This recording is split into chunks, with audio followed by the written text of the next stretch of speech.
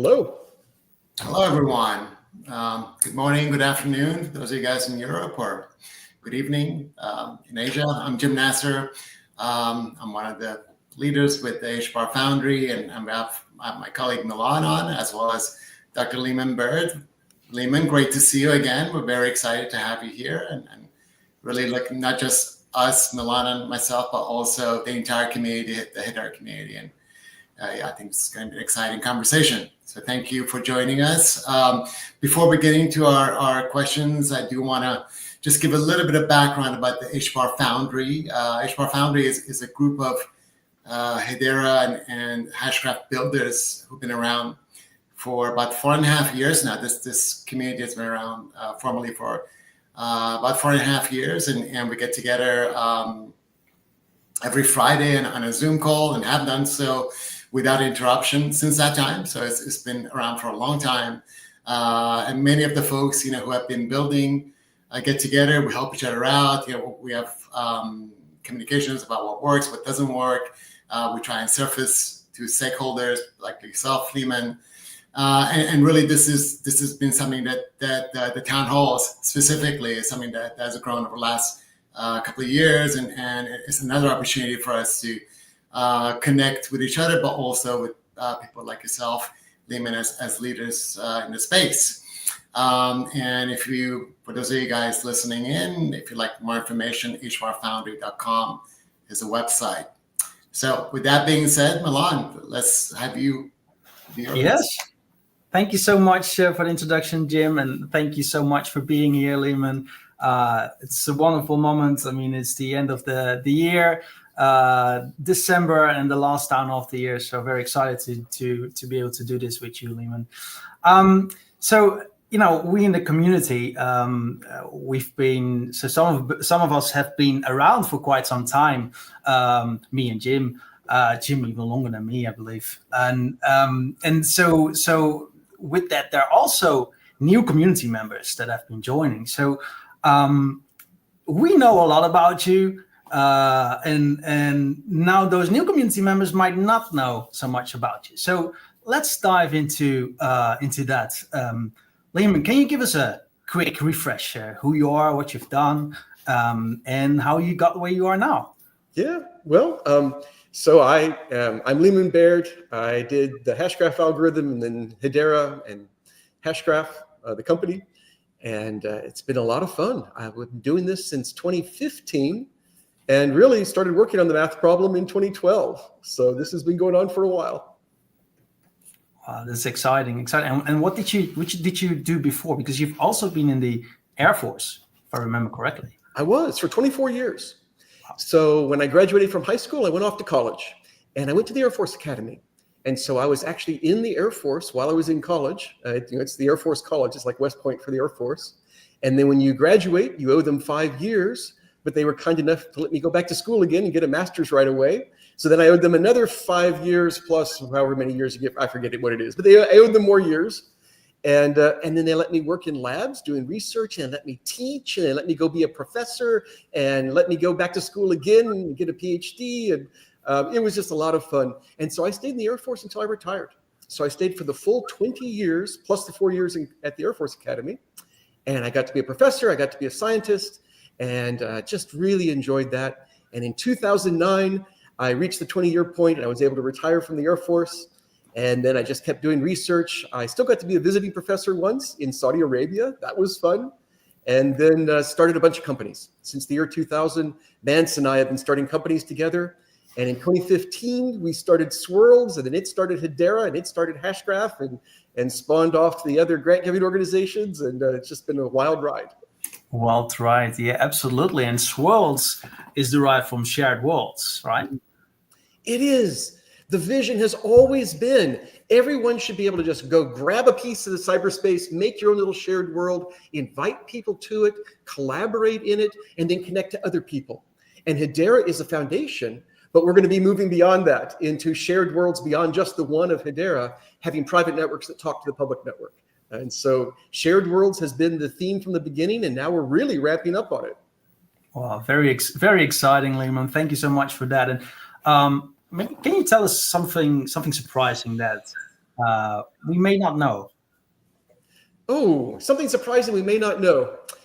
I don't know. I was in the Air Force. I was a survival instructor. That was kind of fun. I got to go through survival training as a cadet. And then I thought it was so much fun, I went back and was teaching the survival training as a cadet. And then later I was back as an officer and I got to kind of oversee the survival training program. So that was kind of fun. That's exciting. I didn't know that. I know, Jim, did you know that about me? I did not. There's something new every time we speak to you, Leemon. So, all the conversations we have had over the years, that's the first time I have heard that. Absolutely. No, and there's so here's something. Question to you, or let me explain. When I was little, I used to watch on Saturday evening. I used to watch Star Trek. Why is Star Trek? Why did it kind of excite me so much? Because every time in every episode, there's always something that doesn't exist yet, but it's somehow in the realm of what we think might be reality in the future. So it's a lot of exploring concepts and, on the bridge of innovation. And, it's kind of exciting. And that's Star Trek, obviously, and the whole kind of sci-fi part of that is really challenging. For me, for example, with Star Trek was one of them that I still remember is they were cleaning a big ship and they had this force field and someone got stuck. So he had to kind of escape the force field, which doesn't exist for us, but it's a very interesting concept to think about that perhaps someday in the future we might see that. And that's my question to you, Leemon. How is something on Star Trek that kind of piqued your interest and kind of let you think and like, oh, wow, that's a very exciting concept or episode somehow? So a lot of the technologies in Star Trek are impossible, but I love Star Trek, and two of them are possible, the replicator and the holodeck. And so I find both of those interesting. Current VR may be a sort of an early version of the holodeck, but the real way to do it would be a utility fog where you're swimming in a sea of little robots, and then you could actually touch things. And if there's a staircase in the holodeck, you could actually walk on it, it would hold your weight, all those things. But for that, you really need nanotechnology, which is really what you need for a replicator too. And I have had lots of thoughts about nanotechnology, and someday that will be the big thing. But right now, it's our industry and AI and some other industries. Oh, that's exciting. Yeah, I love hearing that. The holodeck, you say holodeck is then when you step in and you get moved to the planet, right? Often. Well, that's the transporter. That's the transporter. You're right. The holodeck is where they created all these scenes, and that's very exciting. Yep. Yeah, no, I agree with you, Leemon. That's the two very exciting concepts, the replicator, and I didn't even think about the replicator and the holodeck. Very exciting. Yeah, thank you so much. Very exciting, and that actually reminds me of the first principles talk that Mans did when you were trying to convince him that he could make a 2-year trip to Mars, and it was just within the realm of reality. I think Milan and I were joking that we could spend like an hour kind of doing a review of that first principles chat that you guys had. But anyway, maybe we'll get to that. Maybe we'll have a little sidebar riff about it at some point. But so 2024 has been a very interesting year. This ending, obviously has been phenomenal in many ways. How do you reflect on 2024 in Hedera? What a great year. So we have had lots of things. So we've had people join the council. We've had extra features added to the system. We've had the real world using our industry, using Hedera, using blockchains in general, but using Hedera, real world token asset tokenization, RWA. We're seeing incredible things on tracking provenance and AI and other things. I'm just seeing real use cases that are exciting use cases coming along. And then, our industry is seeing good news since the election. We've had good things in the industry, and we're all looking forward to the future. So I loved 2024, and I just really can't wait for 2025. Yeah, fantastic. Now, you mentioned in your introduction, Leemon, kind of the evolution from Swirls to Hedera, then Swirls Lab, and now Hashgraph. How do you reflect on that specifically, and kind of Hashgraph, I guess, where you're at? Of course, you're involved with a number of different initiatives, but can you expand a little bit more on that specifically? So on the ecosystem of the organizations, so we started with one, which was Swirls, and that was just owned by people. Well, that's not decentralized. So then we spun out and created Hedera, which has the council. So the council runs it, the council owns it. That's decentralized. The code was done within that. The grants were done within that. It was all in one organization. And then we split that out. And so now we have Hashgraph is an organization. It is doing the code for the mainnet of Hedera, but it is also working on expanding beyond that and being able to do private networks that will connect to the main network. And we could talk more about that, but Hashgraph spheres, these spheres may be very, very interesting. And that's really coming full circle to the vision of shared worlds. Yeah, absolutely. And I'm sure, I know we will get into that. And sounds like Hashgraph spheres is maybe a new name for the special purpose networks. Is that correct? Yeah, that's right. SPN's an ugly name. So now they're hash spheres, or we just call them spheres. And I like that. Like the biosphere and the data sphere, you have a whole universe. There are all these little universes. And so they can connect to each other, and then they can connect to Hedera and even to other ledgers. We'll see. We'll get back to that. Very exciting. I love how you're talking about biosphere, Leemon. We've talked about this from time to time when we Los Angeles, for example, we crossed paths last year, and about the parallels between nature and the algorithm, right? So I love the biosphere. I always talk about some certain parallels with bee colonies. So I love the biosphere concept too. There's decentralization. Bee colonies, ant colonies, really fascinating emergent behavior. Absolutely, yeah. The decision making, how that works. It's very interesting, and I think we can learn a lot from that, and also model a lot from how nature works. Yeah, it's fun. Absolutely. All right, so Hedera has had quite a big commitment to open source, right? Already started. It didn't start this year. Has been going on for several years. And just a couple months ago, in September, in Vienna, it was Hiero was introduced, and I know I pronounced it like there I pronounced it Hiero. Now it was Hiero. Thank you. And so, can you tell us more about Hiero? Yes. So open source is important. We open sourced the entire code base a long time ago, and you still see people saying, well, they're closed source. Well, no, it's open source. It's been for years. However, now we're part of Hiero. So this is interesting. You have the Linux Foundation, and it has various projects under it. And the Linux Foundation Decentralized Trust, LFDT, is an organization under it. And within that, we now have the Hiero project. And the Hiero project is our entire code base. To my knowledge, this is the first time any blockchain, any DLT, has taken their entire code base and put it under an organization like the Linux Foundation.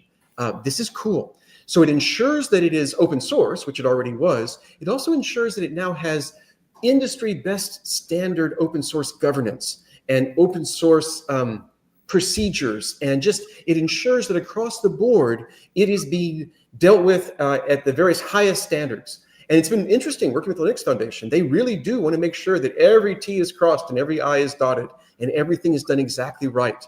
And so we have that. I would encourage people to look into it. Go to the GitHub repos and look at the issues and things to get started. But you can also then get started if you do a lot of contribution. You can become a maintainer, and you can be involved in voting on things. And you can already vote in the HIP process, but now you'll be part of a more formal process within the Linux Foundation that is strictly open source. And so that is fun. It is fun that we have taken this extra step, and I like that. It's very exciting, and you were standing there. I think you were just talking before the actual creator of Linux came on the podium. Like it was a full crowd. Linus was talking after you, and it's very amazing to see. Also, the audience is completely different from what we're generally used to, right? What was your experience with that? Like to see a entirely different audience. At least for me, it felt really like a different audience. So that was fun. When I announced Hiero, I was on a stage. It was in an enormous stadium or a room entirely filled with people, totally packed. And I figured they were all there to see me. And the fact that I was on the stage right after Linus Torvalds was purely a coincidence. I agree. They were there just for you, Leemon. We know They that. were just there for me. I'm sure that's what it was. But seriously, it was really fun to reach out to another community. And the open source world is vastly bigger than the DLT, Hedera, blockchain world. It is this enormous world, and they don't always know about Web3. Web3 is this new thing. Open source was, the foundation of Web 2. What is this Web3 thing? Now, obviously, parts of the open source world are deeply into Web3, but the world as a whole is not. And it was so good to be able to be on a stage and be talking to people where, maybe 90% of that room doesn't know anything about Web3. They've just heard a few things. Didn't someone go to jail over that recently? And there were these Bored Ape things. That's about all they know. And so it's great to talk to them and say, no, this is real. There is real stuff here. It isn't just about criminals and fake things. There's real things going on here. Absolutely. And what I also noticed, with to explain, that how Hedera, for example, has fixed fees, right? So it's not dependent on any price. That allows you as a company, it allows you to predict, how much you're going to spend and so on. And basically Canalys is like, it's similar to AWS credits, right? And then, instantly it clicks, right? For a lot of people, yeah, okay, I get it. It makes sense. So yeah, I agree. It's a very exciting step that was made. So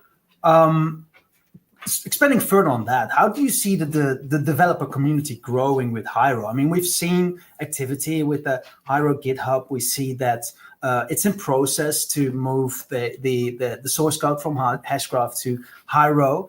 What are your views on that? How do you see that developer community growing? And I know there were also already certain events like the Hacktober. So very, very, very interesting. Love to know your view. Yeah. So with Hiero, of course, you could have been involved before, but now there's this thing that's reaching out that has the name of Linux attached to it, and you can get involved in it. It's not just the code that is running on mainnet. I should have made that clear. It's the code that's running on mainnet, but it's also the code for the mirror nodes and those sorts of things. It's also the code for some of these accelerator things like Stablecoin Studio to help you do stablecoins. But it's also the code for any projects related to it that you want to be doing. So if you are creating an open source wallet and you would like it to be part of this Hiero project, you can do that. And then the whole world can be contributing to your open source wallet. Now, of course, if it's open source, they can contribute anyway. But if it's part of this, then you're part of the big organization. You're part of the Linux Foundation's big organization. You have all of these people that'll be hearing about it that wouldn't have been hearing about it otherwise. And that's why, going back to what you said, it was exciting to be talking to the audience at the Linux Foundation, because a lot of those people are new to this. And they might want to say, hey, I should check this out. Maybe I'll look at this and see what's going on here. And then that's an entry. And so we can have an entry for people from, the real world to come into the blockchain DLT world. And maybe we can take the next step and, taking over the world. Absolutely. That's very, very exciting idea. And also, for all those new people joining, know that you're also welcome at the HBAR Foundry. Sorry, that's my dog. Know that you're also welcome at the HBAR Foundry.com. HBAR Foundry, where we are the builders on Hedera. So, if you have any challenging questions whatsoever, we're always there. Thank you, Leemon, for expanding on Hiero. Very exciting. Yeah, absolutely. So, Leemon, speaking of real world utility, which is, I know it's something that we all get asked about a lot about blockchain. There was another very big, I think, accomplishment at the beginning of this year and continuing with the DREC Alliance, which is really all about kind of making this, kind of asset recovery, digital asset recovery, key recovery more usable, and a standard that can be implemented by various players in the space. Can you kind of bring us up to date with DREC? What is it? What is happening now? Where is it? How is it growing? Yes. So as an industry, as a Web3 industry, but even outside that, the whole world of computers in general, there's this terrible need for people to be able to have safety for their secrets, like passwords and keys. We've got to have that. And we right now have lots of fraud that goes on because someone steals those, but also people just losing things because they lost their key and they lost the 24 words that goes with their key. This is a real problem. You have people going to trash dumps looking for their hard drive that had the one and only copy of their key, all those sorts of things. It's just crazy. So what we need is a way to do recovery. There are really only two ways. Either you go find a custodian, you give it to them, and you trust them with everything you have, and you just hope that this centralized holding it is going to work okay. Yeah, it might. Or you go the decentralized route, and you give pieces of your secret to lots of people. And you can use Shamir secret sharing, which is math that ensures that one piece by itself tells them nothing. They have to collect half the pieces before they know your secret.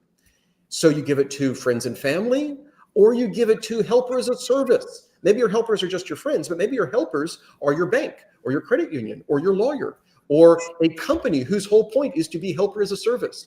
Or maybe this is what custodians evolve into. They do the custodian service, but they also do the helper service, which is like a custodian for a piece of a key instead of a custodian for the whole key. And then no one person can steal from you. No one bank or no one custodian could steal from you. So we created this DREC Alliance. We have everybody on board. So Ripple is a member, and Cardano is a member, and Algorand is a member, and we have a lot of other members. If you go to drekalliance.org, you can see all the members. We're growing rapidly. We have people writing code and contributing it. You talked about contributing code. That's also all open source, and we already have many different organizations contributing code to write libraries that are open source, whose purpose is to make it really easy to add DREC. So whatever program you have, you wrote a wallet, you just want to add a few lines of code, and now suddenly you have the ability to share your secrets with friends and family or with helper services. Or if you're writing a game and you have in-game tokens, I love the idea of tokenizing assets inside a game. Well, what happens to the keys if the user loses their keys? You can set them up with DREC so that they can recover. So this is the way to go.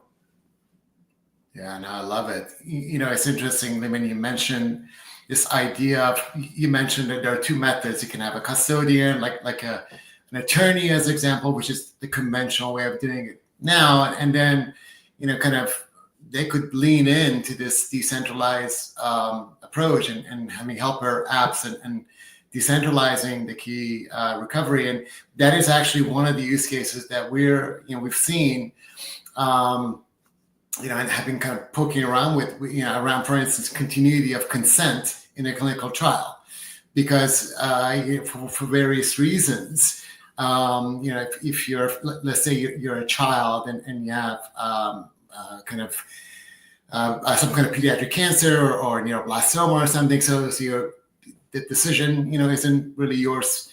You can't necessarily actively make that, or there's some health issues that happen along the way. There's many examples, many edge cases that consent is critical, in how you proceed down getting kind of life-saving support and treatment.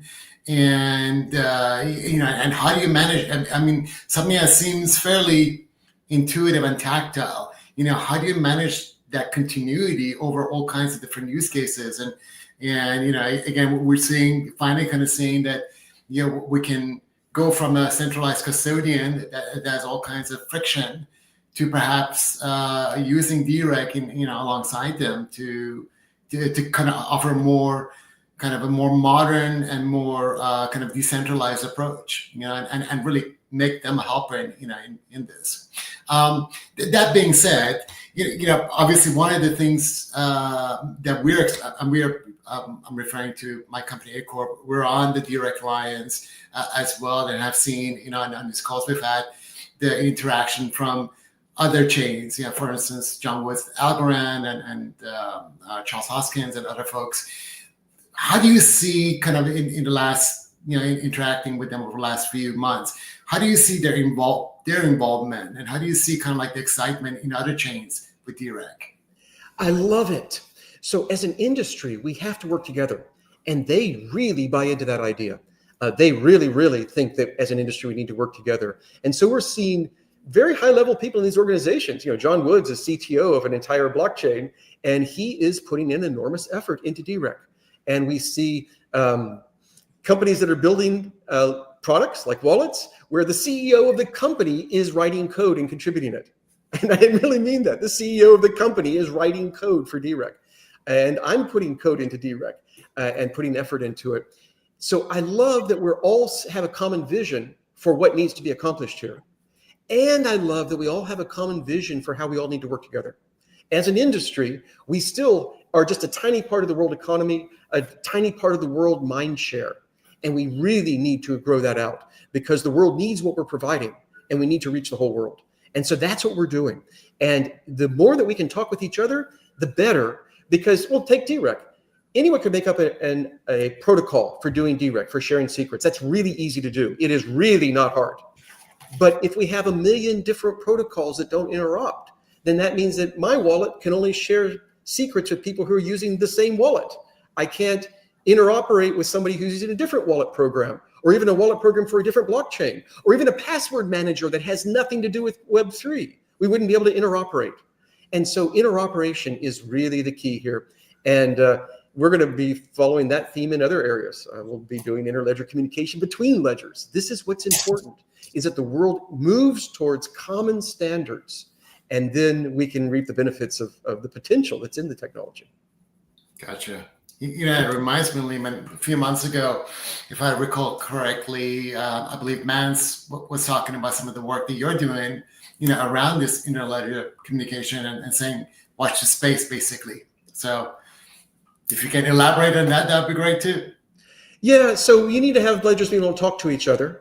And then the first step is you need to have a ledger able to talk to all of its private ledgers. So Hedera talking to the spheres, and the spheres then talking to each other.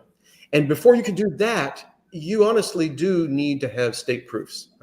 And so what you really need to do is be able to prove that the messages you're sending between them truly are the consensus of everybody in the sending network. And so we currently have state proofs on entire states. That's what goes to the mirror nodes, and the whole stream of the records of what happened is all going to the mirror nodes. That's now being turned into block nodes, which are deploying, I think, in a couple weeks. This month. Wow, what, like 11 days or something. Those are being deployed, but they'll just be in parallel with the current system for a while, and then we'll switch to them entirely. And so our state proofs are just a list of signatures. All the nodes signed off on it. We are moving to better state proof systems where it's zero knowledge proofs and threshold signatures and other things. We can go into more details on that. Probably when we release it, we'll go into more details on that. But that's very, very important. And then once you have ledgers that have a state that allows a state proof, hard to do a state proof without a state. But if you have a state for which you have state proofs, where you can prove this message really was part of this state, or even this is my balance on this date, here's a proof of it, as opposed to here's the entire gigantic state on that date, here's the proof. I want to say here's one little balance or one little message that's being sent. Once you have that, then it's possible to create really secure communication between ledgers. And so that's the next step. We want to have that. And if the two ledgers are ABFT, like Hedera and one of its spheres, then the combination of the two can be proved to be ABFT. And so that's a very cool property if you do the interledger communication right. And the foundation of that is the state proofs. And the foundation of that we are in the process of working on and deploying right now. Love it. I don't know about you, Milan, but that was pretty exciting to kind of connect all these dots. Like in my head, I was thinking, Leemon, about Michael Garber's tweet from a couple of months ago when he was like, excitement, this is like the most excited I've been. Now I kind of see, this is like painting the picture. It's quite fun to also realize, that, hey, we've got a technology here, Hedera, the algorithm and so on, but this is not it yet. I mean, there's more. Kind of excites me. I know. You think this was cool. You ain't seen nothing yet. Yeah. We love it. Hey, for those of you guys on Twitter asking for alpha, here's your alpha. Okay, one last thing before we leave the topic of direct. So I think a month ago or thereabouts, that there was a lot of excitement on Twitter because Charles Hoskinson, Cardano, of course, reached out on a tweet saying, "Hey, Leemon, send me a DM. Please do tell." Yeah, so I did. And I said, great, let's have a phone call. And he was busy that week. And so his people are talking to my people and they're trying to find a good date. But I did DM him. I said that, yes, we're talking. We'll set up a phone call. I don't know the particular subject that he wants to talk about, but we have a lot to talk about. As an industry, we should all be talking to each other.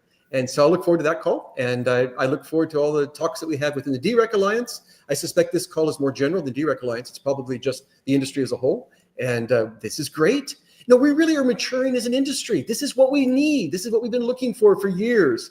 And we're not out in the desert or the wilderness by ourselves. We are now becoming a real mature industry that talk to each other and work together to then go out and help the world. This is great. Yeah, it is great. I love it. And I will echo, Leemon, that on the DREC Alliance, I guess, kickoff call that Charles Hoskinson really did a bang-up job just kind of with his presence and talking about why DREC mattered to him and the industry. And, of course, echoing sentiments that you have shown since the beginning and John Woods and other folks. So it was great to see that. So with that being said, I think most of what we covered up to now was really kind of a review of what has happened. So in this next segment, we'd like to just maybe do a preview of what might be happening and some of the exciting things that are happening kind of in the world and their impact on Hedera and the way you see it. So obviously, as we all know, I mean, you have to have your head, in sand, not to have noticed kind of what's happening with AI and really the potential, but also, frankly, the course for concern, right? That's out there. I think many people have said this. Satya Nadella, Microsoft CEO, said it well a few months ago. Big opportunities, but also big concerns. I'm paraphrasing. And then you and I were on the panel just a couple of weeks ago in Miami, and that was kind of a big part of our conversation: is where does Hedera, where does tokenization fit into AI? And just kind of like to hear, Leemon, just from your perspective, how do you think Hedera, let's kind of dissect this a little bit. How is Hedera being used for tokenization use cases? Where do you think the opportunity is? And then from there, if you could just expound on like your vision for AI for Hedera. Yes. So two very different questions, tokenization and AI. I love AI. And that's what my degree was in. My master's and my PhD were in AI, and I did AI research for a lot of years. Mance too, his master's is in AI. Machine learning, neural networks, reinforcement learning, all the stuff we're seeing now, we were doing back in the 90s. So it's fun. And I've been fascinated to watch AI progressing. And today I was talking with a friend about Claude Sonnet making math mistakes, and all these things making math mistakes. And they are very confident in their math errors. Maybe that'll be fixed someday. So if you want to talk purely about AI, I have lots of opinions. We could talk forever. For the way that AI interacts with us, though, it comes down to some of the security concerns, the safety concerns. And this isn't the Terminator 2 concern, the AI is going to take over the world. This is a more immediate concern. Can you trust what an AI says? And can you use an AI to filter the resumes coming in for people who want to get hired in your organization? Is it going to be biased? Is it going to filter people out just because it doesn't like their name, or it's racist, or it's biased in some other way, or just it doesn't like any name that's 5 letters long? Is it going to be biased in that way? And seriously, AIs can be weirdly biased too, not just biased the way humans are biased. And so what you have to do is say, well, we can look at the algorithm. Yeah, but the power of AI is the algorithm is this little tiny thing, this very simple thing whose core ideas you could write on a postcard. So, you can't say this is a biased algorithm or not biased algorithm. So what's the difference between good and evil AIs? It comes down to the training data. What do you use to train them? So you have this big pile of training data. And I say that as if I took the data and I trained it and got a model. That's what you call it once it's learned, is model. That's the trained brain, is the model. a bunch of weights, parameters. But it's not really that simple. It isn't usually just this data made this model. It's this data made this model, and then we added some more data and used that to tune this model to get a new model. And then maybe we even had two models and had a way of combining them to get a third model. And you get this whole complicated tree of all the data that has ever been involved in the history of this model. That's confusing. You need to keep track of that. And so what you can do with Hedera, and which you're doing, I should probably let you talk, not me. But what we need, and actually you should talk, you shouldn't listen to me, you should listen to him. But what you need to do is you need to track that provenance. And so you need to have a way that you can immutably commit to this is what happened. You have a hash of the data, and then you have a hash of the model that was created from it, and we can all check that that model came from that data. Maybe even you're using chips to do the training, and the chip itself digitally signs this stuff to give you even higher degree of certainty.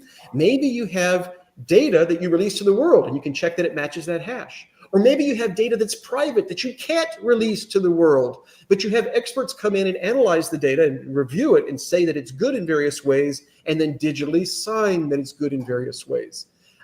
If you're worried about PII, personally identifying information that might be mixed in, or copyrighted data that might be mixed in, experts could come in and say, yep, I've reviewed it, there's none of that, it's all good. And so you need to be able to have this, and everyone should be able to audit it. Now, does auditing mean that they didn't lie? Not necessarily, but it means they didn't tell two different stories. They have to be consistent. And so what they're telling you has to be the same as what they told the auditors. That starts to build trust. And as a species, if we're going to use AI, which we are, the genie's out of the bottle, it's too late to put it back in the bottle. If we're going to use AI in every part of our lives, then we really need to be able to have this provenance and this chain of trust. And for that matter, I think this is the first step. We're going to have to apply this to everything, because AI can generate articles and pictures and movies. And we're going to have to be starting to do the same kind of provenance on all the stuff that AI creates, which, since you don't know if it came from an AI, means on everything. And so we're going to have to be doing that. And you are leading the way on that on Hedera. We need to be doing this on Hedera and other blockchains even, but we need to be doing this. We need to be tracking just for the safety and legality of these AI systems. Yeah, no doubt. And I mean, of course, in our world, in healthcare and clinical research, public health, all of that, PII is very much part of the conversation. In fact, really every conversation starts with security first and foremost. Right after that is privacy preservation. Right after that is dealing with on-prem data and validated systems. So if you don't get that, and if you don't get the sequence, I mean, you're really nothing. You're nobody relevant and don't have a kind of voice to say. Yes, so we very much can understand it. But obviously that applies to all kinds of different use cases. One of the things I was excited about, and maybe you can expand on this a little bit as well, was a couple of weeks ago, there was an announcement about Prove AI joining, coming from Casper Labs and joining the Hedera world. I think there's obviously other companies in this space too, whether they're focused on an industry like Acor is or more general. But can you, how do you feel about, for instance, some of the new, again, we've talked quite a bit, or you guys have about Equity Labs. So what do you think about this, the AI, I guess, community and developers, around Hedera? Yes. Okay. So you mentioned Equity Lab and you mentioned Prove AI, and there's all these companies doing this. And how are people getting involved with what's the community doing? The community needs to be aware of this whole provenance thing. And it applies to other things too, but boy, for AI, it's important. And for healthcare, it's important. You also mentioned permissioning. I didn't even mention that. Permissioning is very important. Maybe this data set is not some giant data set owned by a single entity. Maybe it's little tiny pieces.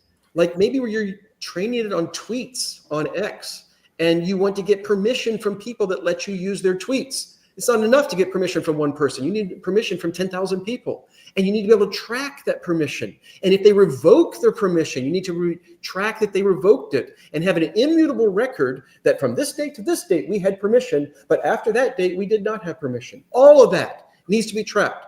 And what exactly was the permission for? This is just like in health data. If you want your health data to go into a medical study, you have to give your permission. You have to have the ability to revoke your permission. You have to know what it is you're giving permission for.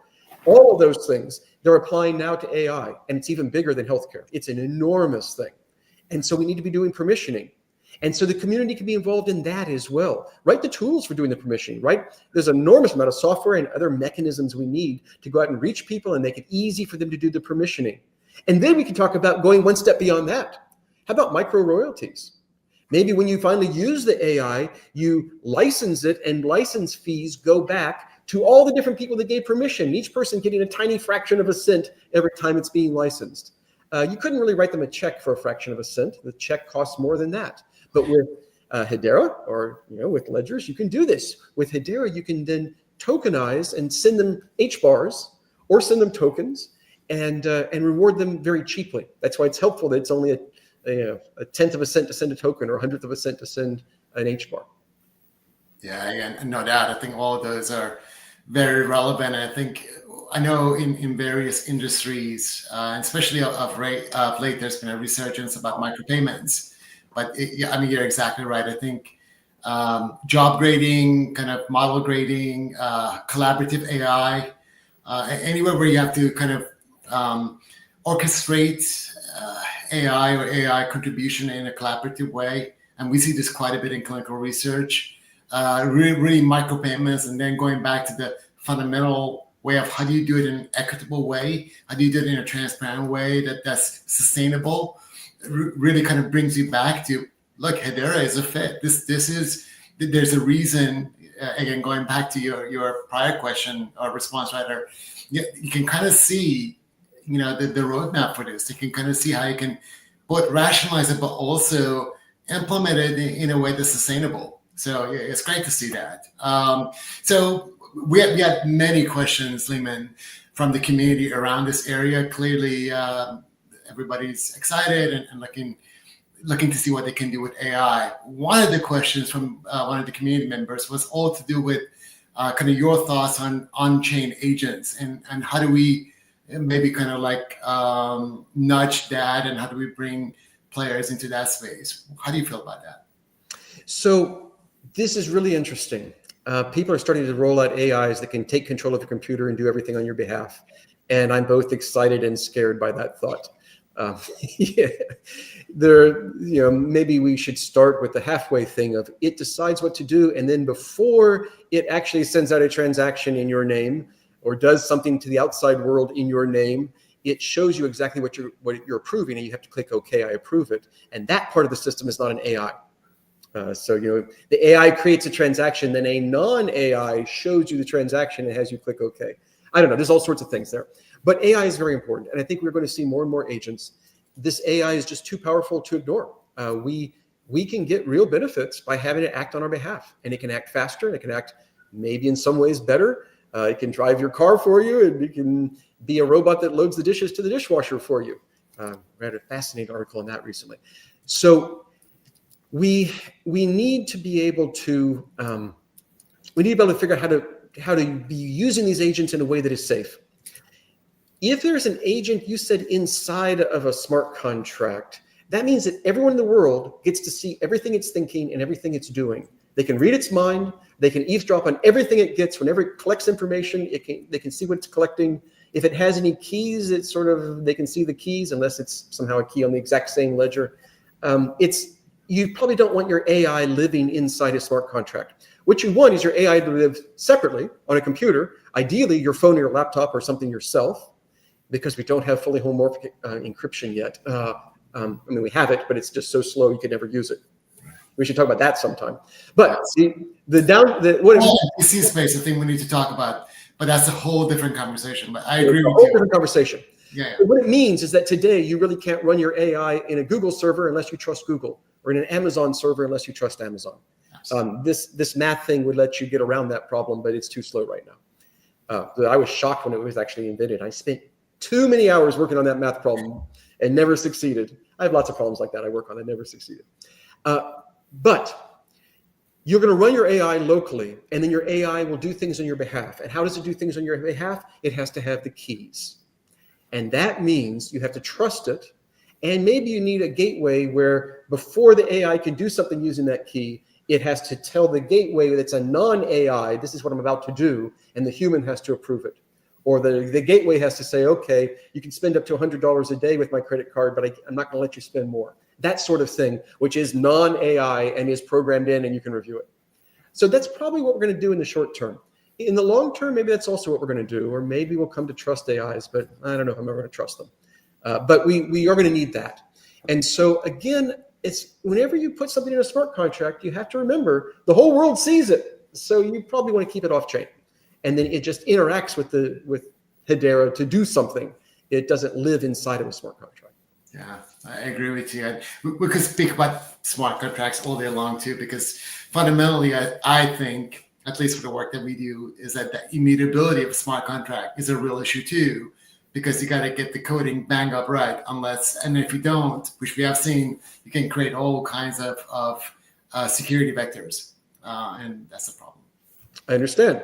And of course, you could have an admin key for changing the code and then have that be a threshold key for a whole DAO to control. There's lots of ways around that, but it gets very complicated. And if you make small mistakes, then people lose millions of dollars. And that's happened over and over and over again. Precisely, or give up or expose patient data or things like this, which is also millions of dollars. Yes. You may notice, Leemon, I think in the US, every singular HIPAA compliance violation is $20,000. Adds up very, very, very quickly.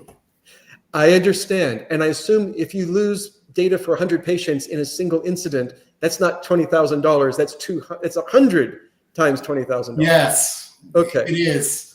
Okay. It is. I've had to deal with one or two situations with clients back a few years ago. It's not conversations that you want to be having from engineering to your legal team. No, not fun. No.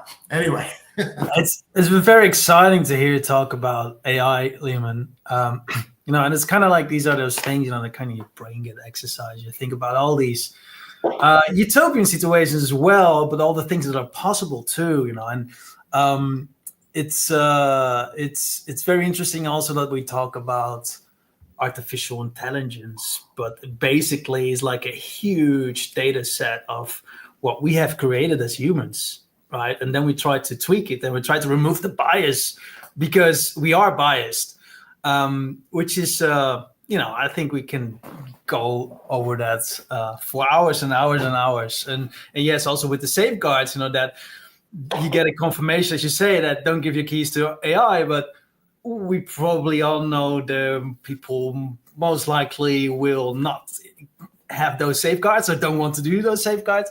But it will definitely be very interesting and exciting. Scary as well, I guess, the future, what it brings. But we've seen that it's accelerating with an incredible speed. All right, let's... So there seems to be a lot happening with Hashgraph as well. I mean, the name changed from Swirls Labs to Hashgraph only recently, I think 2 months ago, or maybe longer ago. So there are new investments in teams and accelerations in innovations. Can you give us some insights on your goals with Hashgraph? Yes. So first, don't break anything. Keep building the Hedera mainnet code and keep adding new features and making it continue on the same path. There is zero change to that. That is continuing. The name change doesn't affect that. In addition, though, we are hiring new people to be a team to be doing the Sphere stuff and the private networks. And these private networks will be able to connect to Hedera. And you could say, well, why do we need private networks? This whole shared worlds idea is a stupid idea. We just have one Hedera and that's it. Yeah, except sometimes, as we just said, you care about privacy. And what you want to do is lots of interactions inside of this little private group where the information has PII and nobody knows about it. And then it sends a few transactions to the big one to make things happen. You've got to do that. So you need to be able to think for a while over here and then goes over here. AI would also be that. Do thinking over here and then goes over here. Or maybe you're financial institutions and you have regulations that say this particular thing has to be processed on computers that are geographically located inside the boundaries of my country. Okay, well, Hedera is all over the world by design. That will never change. We do not want Hedera to all be in one country. And every transaction has to be processed by all the computers around the world, or at least more than 2/3 of them at a given time. So we can't be geographically located, but a private network can be. And so you could have a private network where the banks are going back and forth, doing settlements with each other. And then they go to the big network, Hedera, when they need to move over some stable coin or some HBARs or record something immutably through HCS or create some tokens. That's when you go back and forth. So we need to be able to put information back and forth, send tokens back and forth, cryptocurrency back and forth, information into the HCS system back and forth, and have it be secure.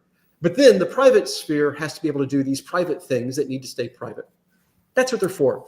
I think that it is incredibly important. Hedera is never going to reach its full potential until we actually have this other ability as well. And that's what we're working on. Wow, that's very, very exciting. And so are you saying that, so apart from now, so we won't call them SPNs anymore? Right, they're spheres. Not special purpose networks, they are spheres, hash spheres. So those hash spheres, so would they, of course, they will interact with the Hedera mainnet. But you're also saying they will interact, they could interact with each other.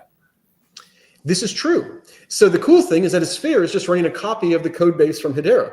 So if Hedera knows how to talk to spheres, well, then a sphere knows how to talk to spheres. You kind of get it for free. And so, yes, they'll be able to talk to each other as well.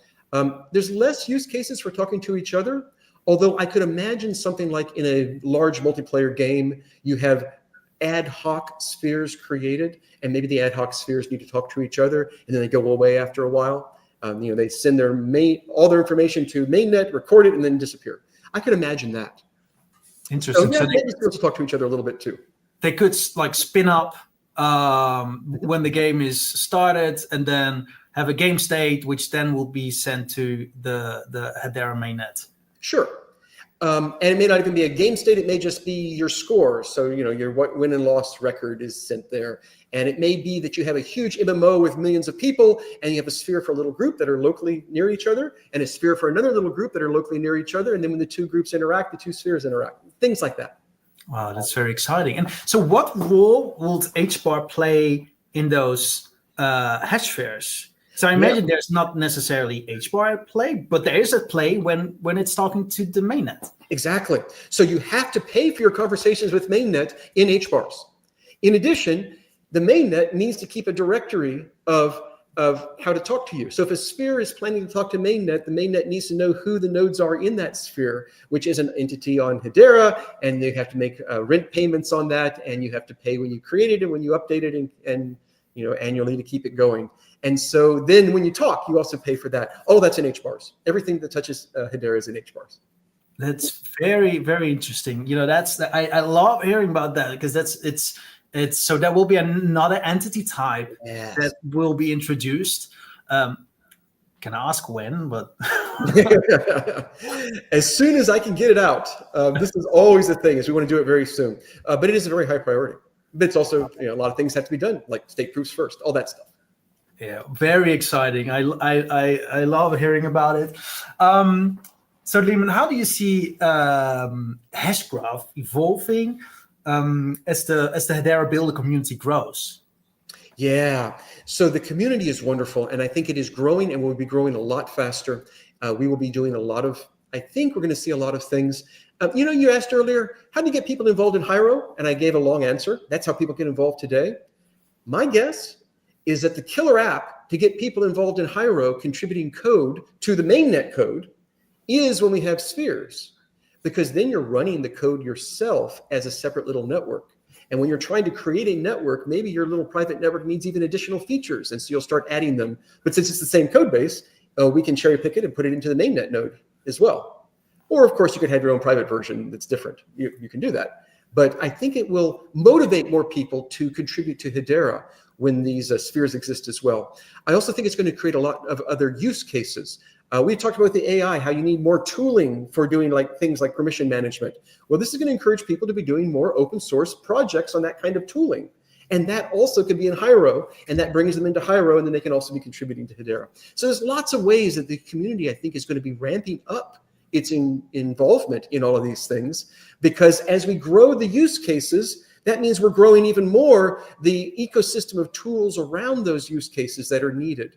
And so more and more things need to be built in the ecosystem as the ecosystem grows. Very exciting. And so just a quick question popped up in my head. So we know the requirements of the mainnet nodes, right? They're pretty intense. What if I would have like my own Hashgraph? Would that mean that I could kind of have like a scaled down version that just my local computer, because the performance doesn't necessarily matter? Yes.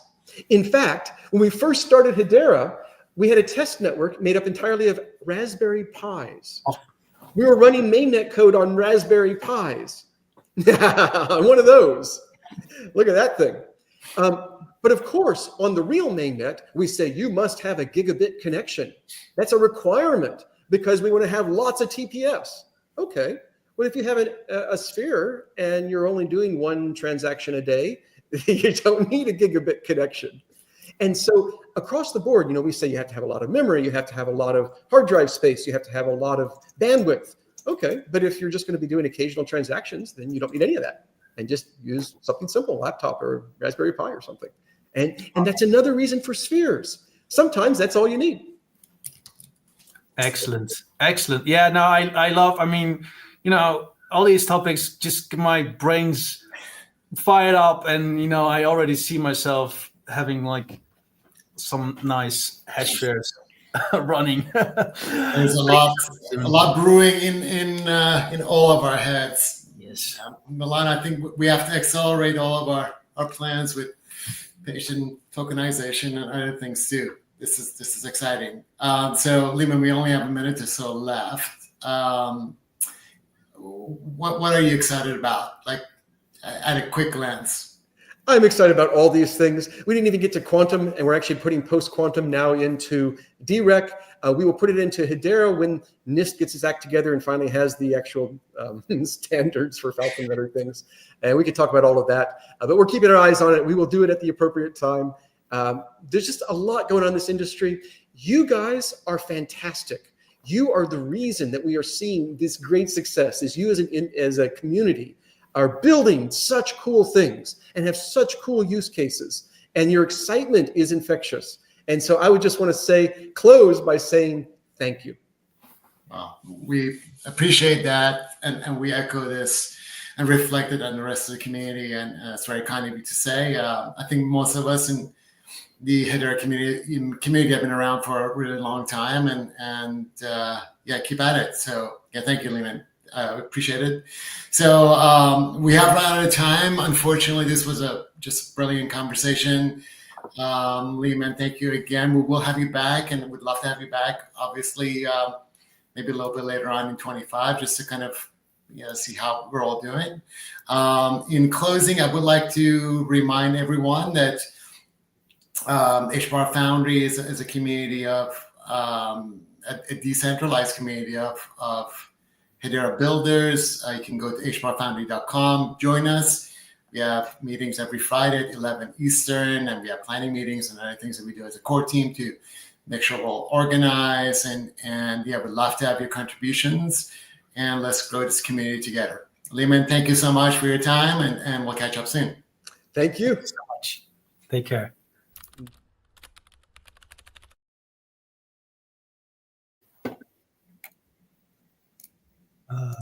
Ending now.